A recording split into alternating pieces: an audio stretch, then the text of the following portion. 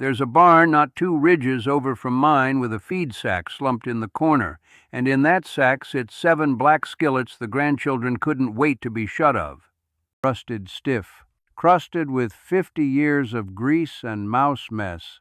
Last spring a man came through the hollow buying scrap iron at 8 cents a pound, and those 7 pans were halfway into his truck bed for less than the price of a cold soda. Then a fellow I know flipped one over, ran his thumb across the bottom the way you'd read a coin, made out 3 raised letters and a number, and he paid $2 for a pan that, cleaned up right, sells today for more than most working folks bring home in a week. Here's the part nobody says out loud. That pan was never junk. The junk was the story we all got sold about it.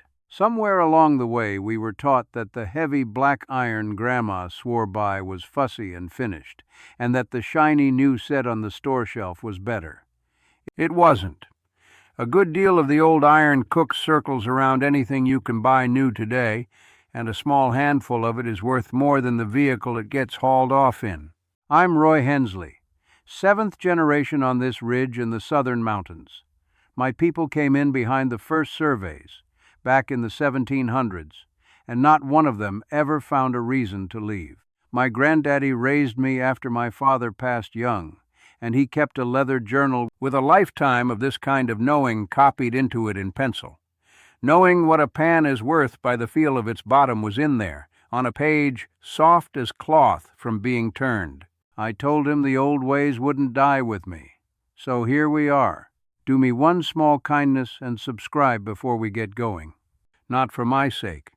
This channel exists to drag the useful old knowledge back up out of the ground where it got buried, and this here is buried treasure in the plainest sense. You are going to want to be here for the next one. Now let me hang 3 or 4 hooks in your mind so you stay to the end. One of these pans carries the stamp a Scottish king inspired, and it is the most valuable skillet ever cast in this country. One is so big, it fed a hotel dining room off a single burner. One hides a little smiling sun face on its underside that most people mistake for damage. And one has no maker's name at all. Yet it's older than half the states around us, and collectors chase it anyway.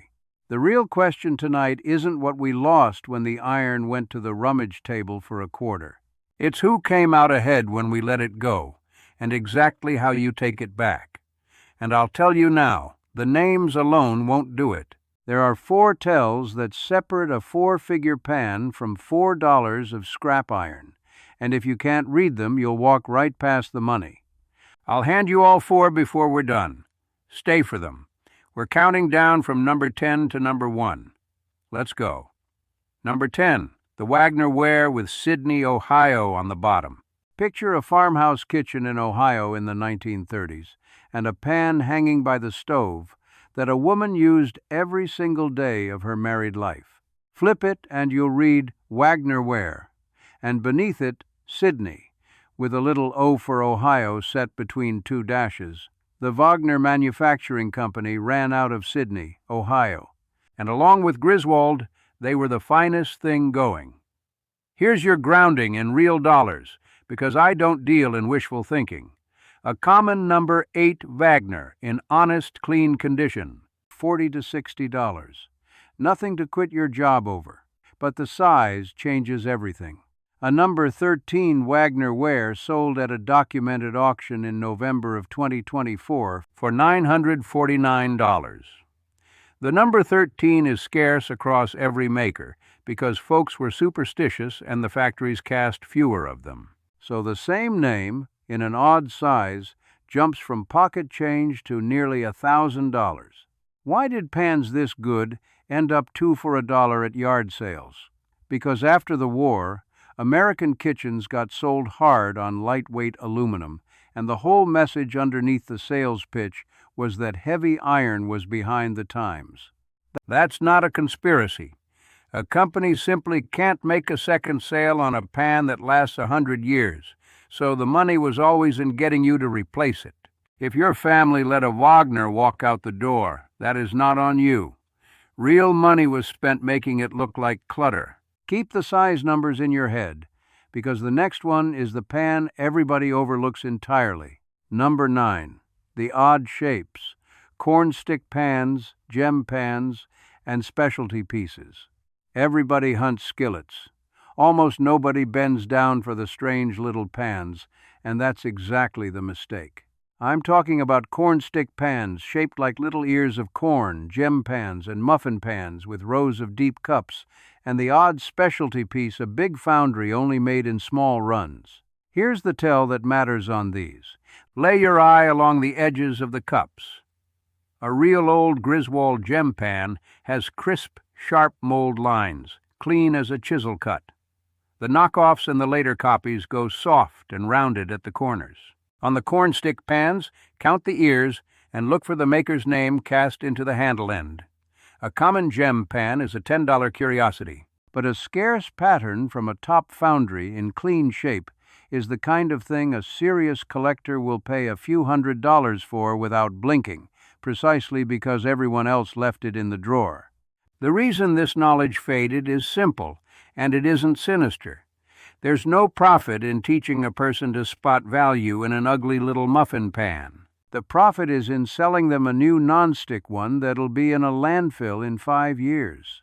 Nobody sat in a boardroom plotting against your grandmother's gem pan. It just never paid anybody to keep the knowing alive, so it quietly slipped away. Next one has a face on it, and I mean that literally. Number 8. Favorite Piqua Ware with the smiley logo. Down in Piqua, Ohio, the favorite stove and range company turned out cast iron from the 1890s into the 1930s, and they did something charming. On the bottom of the pan, they cast a little sun with a smiling face. Collectors call it the smiley. First time people see it, they think it's a stain or a casting flaw. It is neither. It's the maker's mark, and it's money. Watch this trajectory, because it tells you where this whole market is heading. A number 7 favorite Piqua smiley skillet sold for $10 back in 2012. That same pan, same condition, now brings roughly $50 to $125. And the number 7 is one of the harder sizes to turn up. That's a 10-fold climb in about a dozen years, on a pan people were still using as a doorstop. If you inherited one and never looked, don't be hard on yourself for it. These faded names got drowned out by the 2 or 3 brands that had the biggest advertising budgets. Being outmarketed by a bigger company is nobody's personal failing. It's just how the game is played, and the game was rigged toward whoever spent the most on the sales pitch. Now we get to a logo so distinctive you'll never forget it once you've seen it. Number 7. The Wapak Indian Head. The Wapak Hollow Ware Company ran in Wapakoneta, Ohio, for a short window from 1903 to 1926. Short life, big reputation. Their prize mark is a Native American head cast in profile on the bottom of the pan. It's one of the most detailed logos in all of American iron, and it is unmistakable. 2 things make a Wapak worth real money. First, the Indian head itself.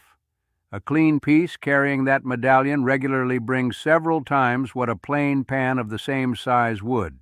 Second, and this rewards a careful eye, some Wapak pans show a faint ghostly Erie pressed under the surface, because the company cast some pieces off molds borrowed from other foundries. When a collector spots that ghost mark, the value climbs again. Wapak iron was also cast thin, which means it heats fast and even, but it also means fewer survived hard use without cracking. Scarcity plus a beautiful mark is a good recipe for a good payday. Now, I'll pause a second here and be square with you. There is far more of this than fits in one video. Every one of these makers has its own quirks, its own rare sizes, its own tells, and I couldn't get to the 10th of it tonight. I gathered the whole of it into a book over on my site. That's the long version, the one you can keep by the workbench and thumb through when you've got a mystery pan in your hand.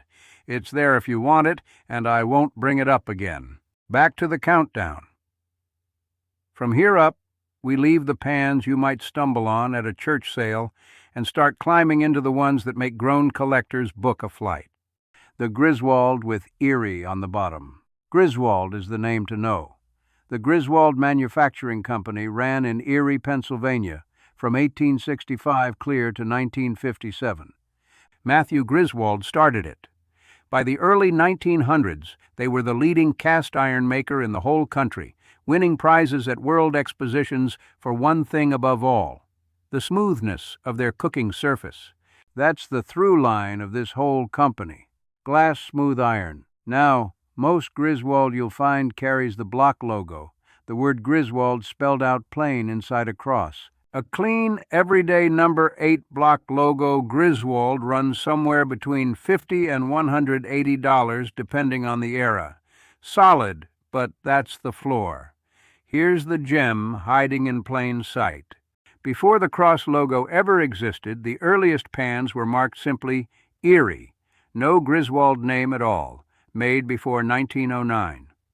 Folks walk past those because they don't see the famous name. There's a true story that lives in the collector world. A woman at a yard sale in Pennsylvania paid $25 for a heavy 12-inch skillet with a glassy black surface. No cross, just the word Erie and a number cast in.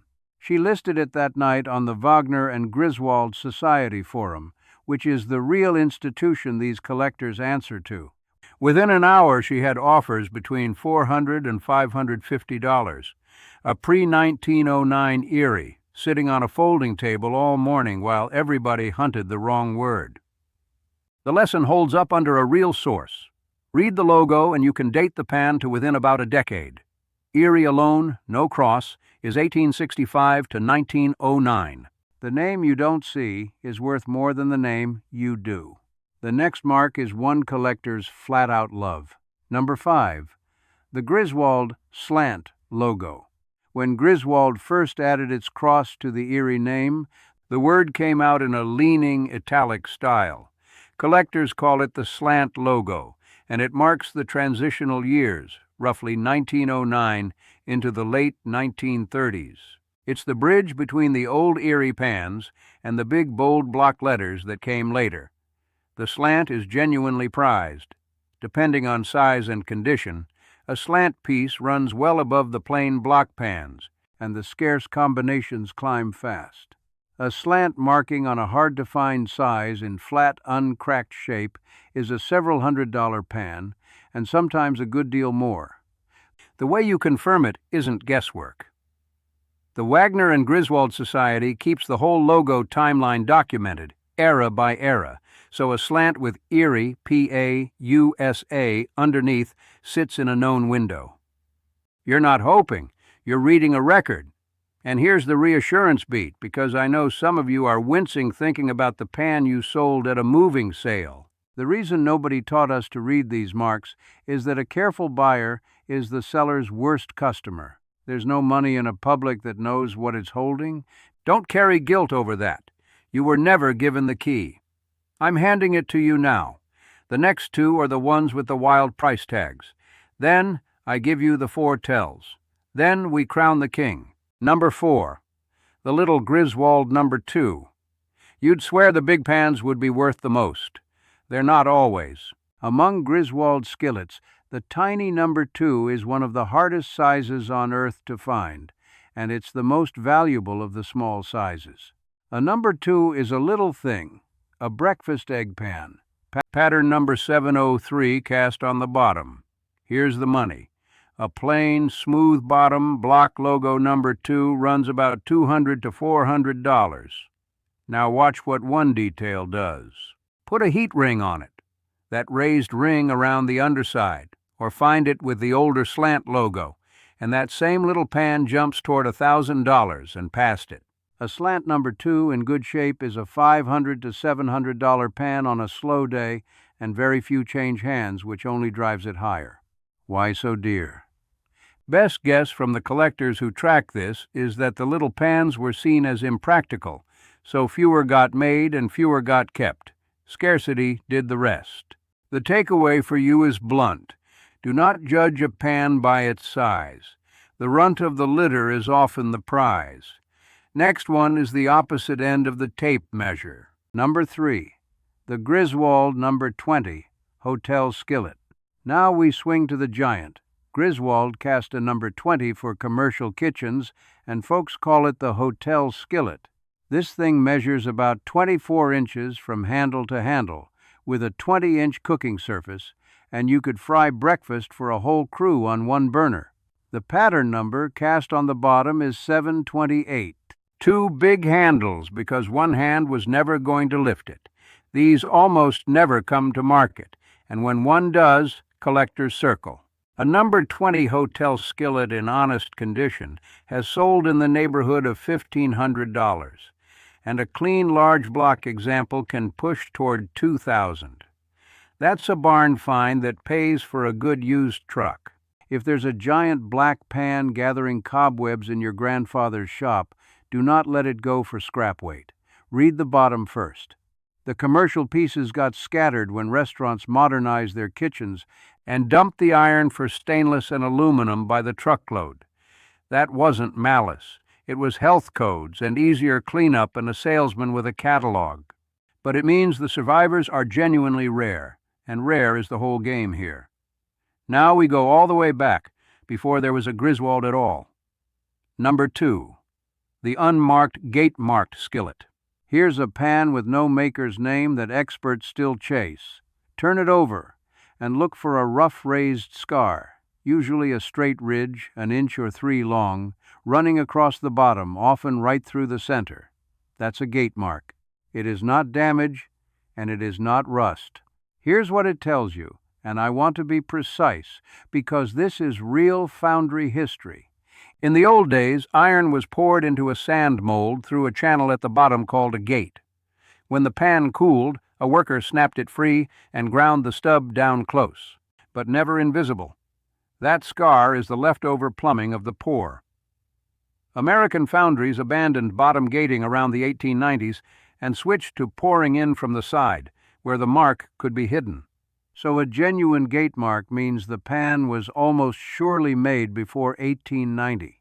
That's over 130 years old, older than the light bulb in most homes at the time. Now let me be honest with you about value, because I won't oversell. Most gate-marked pans carry no name and can't be pinned to a maker, so the collector market pays more for the age and the mystery than for a big number. A clean, gate-marked pan with a graceful old handle brings a few $100s. But here's the caution that goes with it. Fakers know this. There are recast pans out there, copies poured off an old skillet using outdated bottom gating on purpose to counterfeit age. The tell is that the rest of the pan will look too modern for the mark. When the story the pan tells doesn't hang together, walk away. Which brings me at last to the promise I made you at the very start, the 4 tells. How to actually spot the money. You now know 10 names. Names are worthless if you can't read a pan cold. So here are the 4 tells, in order. Learn these and you can walk any barn, any estate sale, any flea market in the country, and know in about 10 seconds whether you're holding treasure or scrap. Tell 1 is the maker's mark. Always flip the pan first and read the bottom. The logo dates it and names it. Griswold's Erie alone with no cross is the oldest. The leaning slant cross is the transitional era. The big bold block cross is the classic middle years. Wagner reads, Wagner Ware, Sydney, Ohio. Wapak wears the Indian head. Favorite wears the little smiley sun. The mark is the first thing that separates a fortune from firewood. Tell 2 is the size number. It's cast into the top of the handle and usually again on the bottom. This is not inches.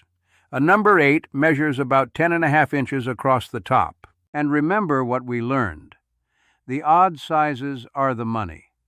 Number 2, number 13, number 14, number 20. When the number is unusual, the price is 2. Tell 3 is the heat ring. That's a raised ring circling the underside of the pan. Old iron has it, because it was built to seal against the eye of a wood or coal stove. As electric ranges came in, the makers dropped the ring on all but the biggest pans. So a heat ring generally means older, and older generally means more valuable. Do not confuse it with the gate scar. The ring is a smooth, full circle. The gate mark is a rough, straight slash. Tell 4 is the one that never lies.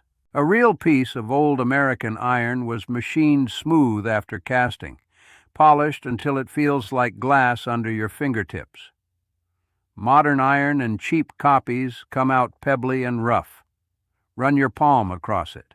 Then set the pan on a flat counter and press one edge. If it rocks or spins, it's warped, and a warp guts the value even on a rare pan.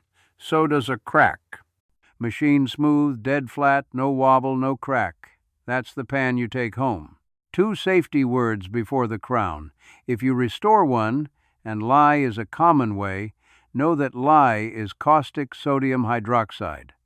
Wear gloves and eye protection and work outdoors in open air.